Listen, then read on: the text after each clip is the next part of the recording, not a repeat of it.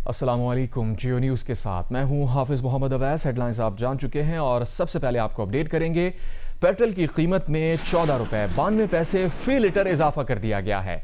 नई कीमत 414 रुपये 78 पैसे फ़ी लीटर कर दी गई है। डीजल की कीमत 15 रुपये फ़ी लीटर बढ़ा दी गई। डीजल की नई कीमत 414 रुपये 18 पैसे कर दी गई है। नई कीमतों का इतलाक रात 12 बजे से हो गया है। पेट्रोल की कीमत में 14 रुपये 92 पैसे फ़ी लीटर इजाफा कर दिया गया है। नई कीमत 414 रुपये 78 पैसे फ़ी लीटर कर दी गई। डीजल की कीमत 15 रुपये फ़ी लीटर बढ़ा दी गई। डीजल की नई कीमत 414 रुपये 18 पैसे कर दी गई है। नई कीमतों का इतलाक रात 12 बजे से हो गया है। मिट्टी के तेल की नई कीमत 318 रुपये 96 पैसे फ़ी लीटर हो गई है।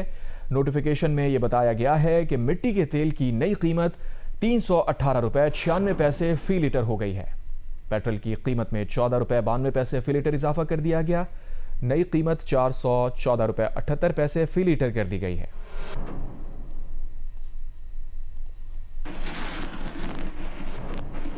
IMF ने पाकिस्तान के लिए 1 अरब 20 करोड़ डॉलर किस्त की मंजूरी दे दी। वज़ीर ख़जाना मोहम्मद औरंगज़ेब ने भी इसकी तस्दीक कर दी है। ज़राए के मुताबिक IMF के एग्जीक्यूटिव बोर्ड ने EFF प्रोग्राम के तहत 1 अरब डॉलर जबकि मौसमी तब्दीली के असरात से निपटने के लिए 20 करोड़ डॉलर जारी करने की मंजूरी दी है।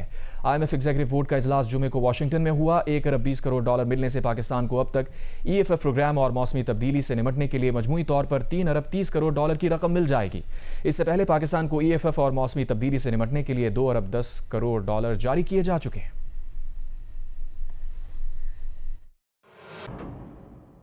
अमरीकी सदर ट्रंप ने रूस और यूक्रेन के दरमियान 3 रोज़ा जंगबंदी तय पाने का ऐलान किया है। सोशल मीडिया पोस्ट में उन्होंने लिखा कि दोनों ममालिक के दरमियान 9, 10 और 11 मई को जंगबंदी रहेगी। इस दौरान रूस और यूक्रेन दोनों ममालिक में यौम फतह की तकरीबात होंगी। ये दिन दूसरी आलमी जंग में सोवियत यूनियन की फतह की याद में मनाया जाता है, जिसमें यूक्रेन और रूस साथ थे। ट्रंप ने लिखा कि जंगबंदी के दौरान दोनों मुल्क 1-1 हज़ार कैदियों का तबादला भी करेंगे। ट्रंप के मुताबिक इस जंगबंदी की दरख्वास्त उन्होंने की थी, जिससे रूसी सदर व्लादिमीर पुतिन और यूक्रेनी सदर वोलोदिमीर ज़ेलेंस्की दोनों ने इत्तफाक किया। ट्रंप ने उम्मीद जाहिर की कि ये जंगबंदी दोनों ममालिक के दरमियान तवील जंग के खात्मे की इब्तदा होगी। अमरीकी सदर ने कहा कि रूस यूक्रेन तनाज़े के हल के लिए मुज़ाकरात जारी हैं और हम रोज़ बरोज़ इस जंग के खात्मे के करीब पहुंच रहे हैं।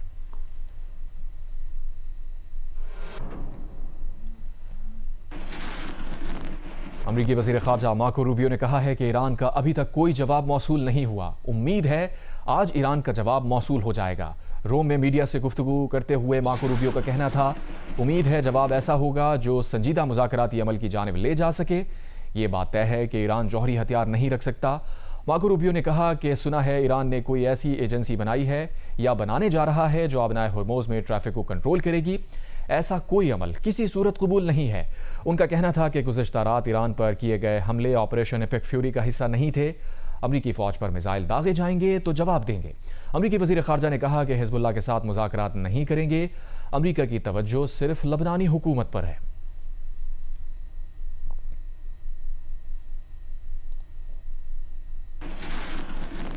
तर्जुमान ईरानी वजारत ख़ारजा इस्माइल बक़ाई ने कहा है कि ईरान अमरीकी तजवीज़ पर गौर कर रहा है। जब किसी हतमी नतीजे पर पहुँचेंगे तो उसका ऐलान करेंगे। हम अपना काम कर रहे हैं और किसी डेडलाइन पर कोई तवज्जो नहीं देते। इस्माइल बक़ाई का कहना है कि दुश्मन की गुज़श्ता रात की कार्रवाई बैनुल-अक़वामी क़वानीन और जंगबंदी की खुली खिलाफ वर्जी थी। ईरानी अफ़वाज अपनी तमाम तर सलाहियतों के साथ मुकम्मल तौर पर तैयार हैं और सूरत हाल पर करीबी नज़र रखे हुए हैं।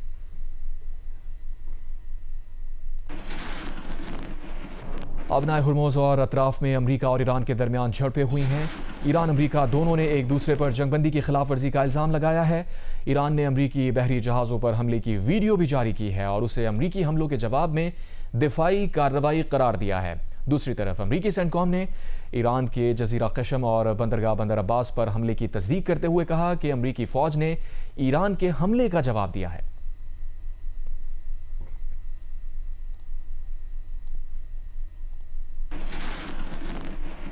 ईरान के वज़ीर ख़ारजा अब्बास अराग़ची ने गुज़श्ता रात अमरीका से मुख्तसर झड़पों पर रद्द अमल देते हुए कहा, जब भी मामलात सिफारती हल की जानिब बढ़ते हैं, अमरीका ख़तरनाक फ़ौजी मुहिम जोई का रास्ता इख्तियार करता है।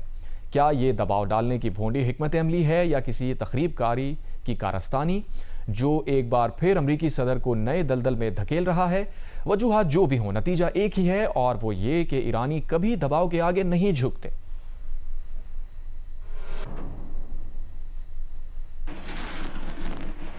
अमरीकी सेंटकॉम ने दावा किया है कि अमरीकी नाकाबंदी के बायस अमरीकी अफवाज ने 70 से ज्यादा ऑयल टैंकर्स को ईरानी बंदरगाहों में दाखिल होने या निकलने से रोक दिया है। ये तिजारती जहाज 166 मिलियन से ज्यादा बैरल ईरानी तेल मुंतकिल करने की सलाहियत रखते थे, जिसकी मालियत 13 अरब डॉलर से ज्यादा है। अमरीकी सेंट्रल कमांड के मुताबिक 50 से ज्यादा जहाज़ों का रुख मोड़ दिया गया है।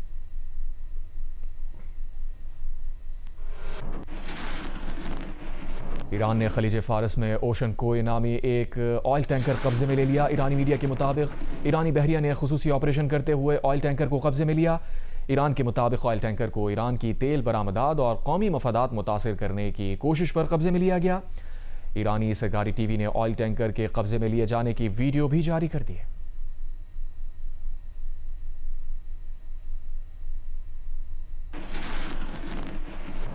ईरानी रहनुमा इब्राहिम अजीज़ी ने कहा है कि अबनाए हुर्मुज़ के लिए एक कानूनी बिल तैयार कर लिया गया है। ईरानी मजलिस के कौमी सलामती कमीशन के सरबराह इब्राहिम अजीज़ी ने कहा है कि ईरानी मजलिस की सरगर्मियां बहाल होते ही ये बिल ओपन सेशन में फौरी मंजूर कर लिया जाएगा। ईरानी शूरा निगहबान की मंजूरी के बाद ये बिल कानून बन जाएगा।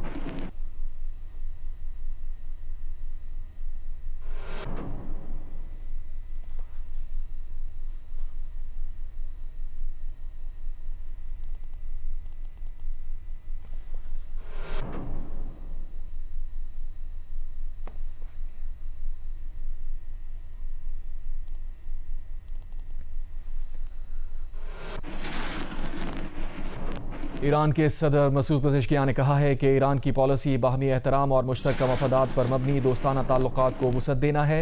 इस्तेमार और इस्तेहसाल की पॉलिसी की मुस्तकबिल की दुनिया में कोई जगह नहीं है। जिस तरह ईरान के लोगों की सखाफत में रवादारी की जड़ें गहरी हैं, उसी तरह इस सरजमीन की तारीख में जबर के खिलाफ जद्दोजहद चमकती है। ये शनाख्त ईरान के नाम की सरबुलंदी तक जारी रहेगी।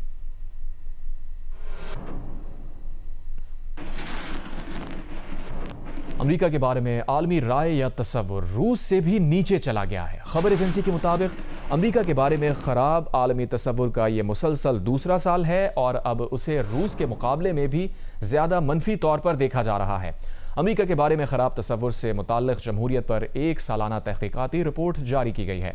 रिपोर्ट के मुताबिक डेनमार्क में कायम अलायंस ऑफ डेमोक्रेसी फाउंडेशन ने एक सर्वे में सवाल किया कि रूस और चीन के बाद दुनिया के लिए सबसे बड़ा खतरे वाला मुल्क कौन सा है, जिसके जवाब में अक्सरियत ने अमेरिका का नाम लिया। सर्वे में इस्तेमाल किए गए मयार की तफसीलात नहीं बताई गई, ताहम अलायंस ऑफ डेमोक्रेसी फाउंडेशन का कहना है इस सर्वे का मकसद जमहूरी इक़्तिदार का दिफा और उसे आगे बढ़ाना है। सर्वे में मुल्कों को मनफी 100 से मुस्बत 100 की रेटिंग में रखा गया। अमेरिका की नेट परफॉर्मेंस रेटिंग 22+ से गिरकर मनफी 16% हो गई, जो कि अब रूस की मनफी 11% रेटिंग से भी नीचे चली गई है, जबकि चीन की रेटिंग मुस्बत 7% रखी गई है। सर्वे रिपोर्ट में 85 ममालिक में से 46,600 जवाब दहंदगान शामिल हैं। रिपोर्ट में 12 मई को होने वाले कोपेनहेगन डेमोक्रेसी समिट 2026 से कबल जारी की गई है।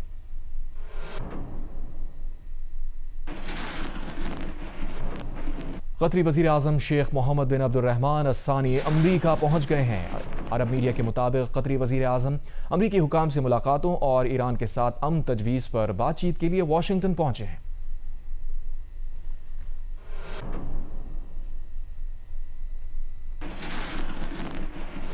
मार्का हक की शानदार कामयाबी का 1 साल मुकम्मल होने पर तुर्की में पाकिस्तानी सफारत खाने में तकरीब मुनक्किद की गई। तकरीब में तुर्क पार्लियामेंट के रुकन बुरहान, माहिर तालीम, सफारतकारों, दानिश्वरों और पाकिस्तानी कम्यूनिटी से ताल्लुक़ रखने वाले अफराद ने शिरकत की। तकरीब से खिताब करते हुए पाकिस्तान के सफ़ीर डॉक्टर यूसुफ जुनैद ने कहा कि पाकिस्तान ने मार्का हक के दौरान अपनी खुद मुख्तारी के दिफा के साथ साथ अमन, तहम्मुल और बैनुल अक़वामी कानून की पासदारी को मुक़द्दम रखा। पाकिस्तानी सफ़ीर ने कशीदगी के दौरान तुर्की की हुकूमत, अवाम और तुर्क मीडिया की मुकम्मल हिमायत पर इज़हार तशक्कुर भी किया। तुर्क रुकन पार्लियामेंट ने पाकिस्तान के साथ तुर्की की मुकम्मल यकजहती का अदा करते हुए कहा कि मजबूत दिफाई सलाहियतें खित्ते में अमन के क़याम में अहम किरदार अदा करती हैं। शागी में दालबंदीन के करीब आरसीडी शाहरा पर गाड़ी और गैस बाउजर में खौफनाक तसादुम हुआ, जिसके नतीजे में 10 अफराद जाँ बहक और 5 जख्मी हो गए। डीएसपी चागी आबिद शेरजई के मुताबिक गाड़ी का टायर फटा, जिसके बाद गाड़ी बेकाबू होकर गैस बाउजर से जा टकराई। जख्मियों को दालबंदीन प्रिंस फहद अस्पताल मुंतकिल कर दिया गया। गाड़ी में सवार अफराद दालबंदीन आ रहे थे।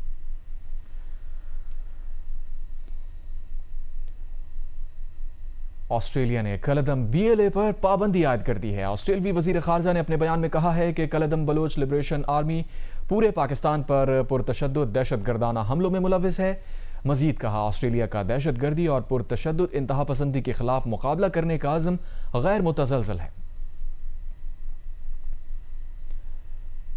हैदराबाद में सिंध पब्लिक सर्विस कमीशन के दफ्तर के बाहर उम्मीदवारों ने एहतजाज किया है। मुजाहिरीन का इल्ज़ाम है कि मुसाबकती इम्तिहानात में मनपसंद उम्मीदवारों को कामयाब किया गया। 2000 में से सिर्फ 70 उम्मीदवार पास हुए। तहकीकात कराई जाएं। मुजाहिरीन ने इल्ज़ाम आयद किया कि Sindh public service commission corruption का गढ़ बन चुका है और मेरिट की पामाली की जा रही है, जिसके बायस तालीम याफ्ता नौजवान शदीद मायूसी का शिकार हैं।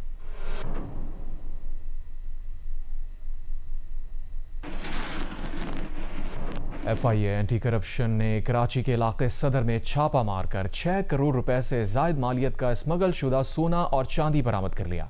इस बारे में मजीद तफसीलात बता रहे हैं जियो न्यूज़ के नुमाइंदे ज़ीशान शाह। जी बिल्कुल, FIA एंटी करप्शन सर्कल ने एक खुफिया इत्तला पर सदर के इलाके में छापामार कार्रवाई की, जिसके बाद में तकरीबन 6.5 करोड़ रुपए मालियत की सोना और चांदी बरामद की गई। मेरे साथी कैमरामैन सज्जाद अगर ये मनाजिर दिखाएं कि आप ये देख सकते हैं कि ये बड़ी तादाद में ये चांदी के बिस्किट्स बरामद हुए हैं। वहाँ तक ये चांदी के ब्लॉक्स बरामद हुए हैं। इसके अलावा चांदी का जो ये वेस्टेज है तमाम तर वो बरामद हुआ है। साथ ही साथ कुछ तकरीबन 34 तोले के करीब ये गोल्ड भी बरामद हुआ है। मेरे साथ इस केस के इन्वेस्टिगेशन ऑफिसर हैं शेख सोहेल साहब, इनसे बात करते हैं। ये जितनी भी चीज़ें हैं, इसकी कोई भी ट्रेल जो है वो मुल्ज़िम पेश करने में नाकाम है। तो इस हवाले से अगर हम टेक्निकली बात करें तो ये स्मगल शुदा ही है। पाकिस्तान के जो करीबी शहर हैं, जो सरहदी शहर हैं, वहाँ से होते हुए ये कराची पहुँचता है। अब ये बसेस के ज़रिए भी आ सकता है, ट्रक्स के ज़रिए भी आ सकता है, कोई अपनी प्राइवेट गाड़ी में भी ला सकता है। तो इन चीज़ों को भी मद्देनज़र हमने रखना है। घर पर जब हमने छापा मारने गए तो वहाँ पर मुख्तलिफ़ किस्म की मशीनें जो हैं वो ऑपरेट हो रही थी, जिसके ज़रिए ये चांदी को पिघला कर उसको रीशेप दे रहे थे। तो हमने वहाँ कार्रवाई करने के बाद फिर उनके कारखाने पर भी कार्रवाई की और उसके साथ साथ उनकी दुकान पर भी कार्रवाई की, जो कि गोल्ड टावर में दोनों चीज़ें मौजूद हैं। कारखाना भी हाँ जी सदर में। इलीगली ये गोल्ड और सिल्वर है ये पाकिस्तान लाया गया था। कोई जो ट्रांजैक्शन या कोई भी ट्रेल या कोई भी डॉक्यूमेंटेशन इस हवाले से जारी नहीं की गई। इसी हवाले से मज़ीद इसको ट्रैक किया जाएगा कहाँ कहाँ मेन मुल्ज़िमान ने ये सामान सप्लाई किया है और उनके खिलाफ भी कार्रवाई अमल में लाई जाएगी। जी, अमरीकी सदर ट्रंप ने कहा है कि उनके वादे के मुताबिक अमरीकी महकमा जंग ने एलियन और गैर ज़मीनी मखलूक, नामालूम फ़ज़ाई मुज़ाहिर और नाशनाख्ती याफ्ता फ्लाइंग ऑब्जेक्ट से मुताल्लिक़ सरकारी फ़ाइल्स के जायज़े और मुताले के लिए जारी कर दी है। सदर ट्रंप ने कहा, ये उनके लिए एजाज़ की बात है कि उन्होंने इस मामले में शफाफियत के लिए अपनी इंतज़ामिया को सरकारी फ़ाइल्स की शनाख्त और फराहम करने की हिदायत की, जिस पर साबिक़ा अमरीकी हुकूमतें नाकाम रही हैं। सदर ट्रंप ने कहा कि इन नई दस्तावेज़ात और वीडियोज़ के साथ लोग खुद फैसला कर सकते हैं कि आखिर क्या हो रहा है, इसलिए मज़े करें और लुत्फ़ उठाएं।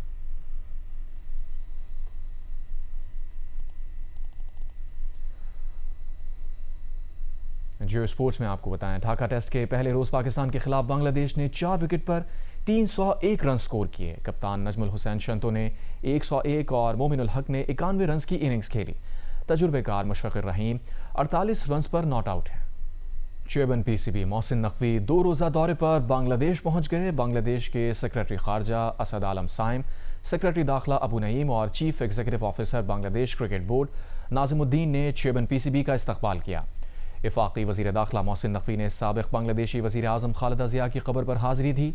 उन्होंने बेगम खालिदा ज़िया की बांग्लादेश और अवाम के लिए खिदमात को ख़राज अक़ीदत पेश किया।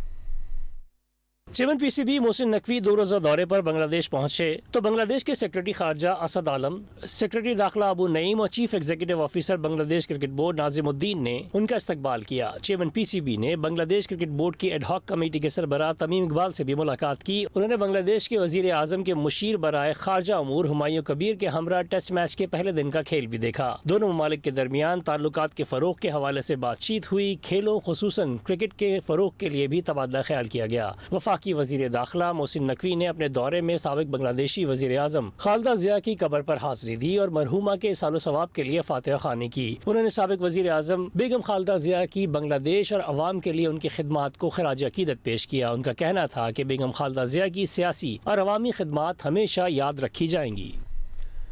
25वें Sindh amateurs golf championship Karachi के DHA गोल्फ क्लब में जारी है। 4 रोज़ा इवेंट में सीनियर कैटेगरी का टाइटल उमर एजाज के नाम रहा। इरफान खान ने दूसरी और नदीम इफ्तिखार ने तीसरी पोजीशन हासिल की।